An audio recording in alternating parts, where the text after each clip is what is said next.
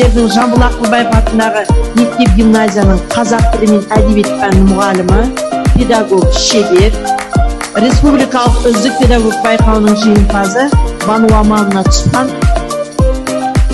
Рахмет. Бүгінгі форумды ұйымдастырып жатқан басшылар, сіздерге үлкен алғысымызды білдіреміз.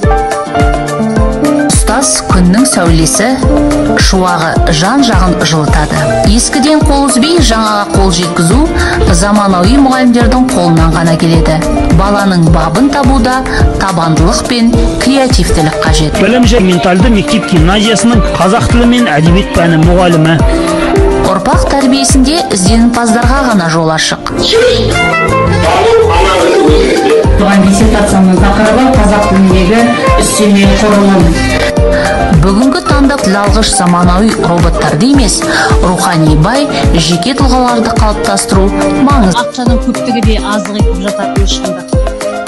Ол үшін күнделікті күйбің тіршілікте арпалыспен жүрген адамдардың бәріне бұл рухани азық бере алмайтыны шындық. Сондықтан да сіздер онымен келісесіздер. Бұл құндылықтарды іздеуде ең бастысы адам өзінің мамандығынан іздей білу керек. Әсіресе ұстаздар қауымы. Жалпы қоғамның ұйытқысы болатын. Сүттің қаймағы, сорпаның беті іспеттес. Игі жандарды бәсекеге қабілетті жан-жақты етіп тәрбиелейтін де ұстаздар қауымы.